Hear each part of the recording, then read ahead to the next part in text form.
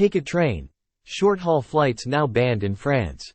The government of France published a new decree banning short-haul flights on some domestic routes that are possible to travel by train in 2.5 hours or less.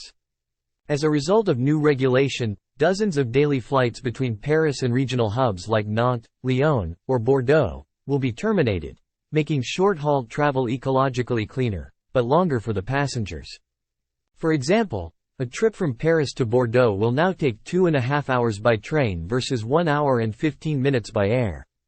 The ban will initially only affect Paris to Nantes, Paris to Lyon and Paris to Bordeaux routes, as trains between other domestic locations were deemed insufficiently frequent.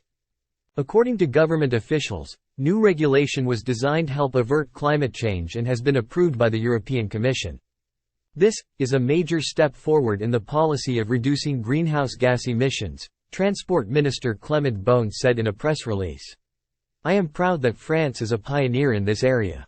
The ban was first introduced in France's 2021 climate law, after it was proposed by a citizens' assembly tasked with coming up with ways of reducing carbon emissions.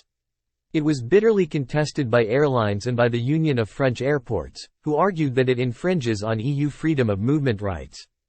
The European Commission sided with the French government, ruling that member states may, where there are serious environmental problems, limit or refuse the exercise of traffic rights. The Union of French Airports downplayed the environmental benefit of the ban, stating earlier this year that it would eliminate only 0.23% of France's air transport emissions. Climate activists cited a similar figure to argue that the ban does not go far enough, while other critics argued that travelers will be just as likely to take their cars instead of the train, resulting in a net increase in carbon emissions.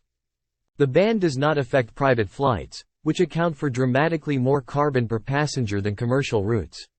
Beaune said last month that the government would introduce a climate surcharge for private flyers from next year, but Green politicians have called for an outright ban.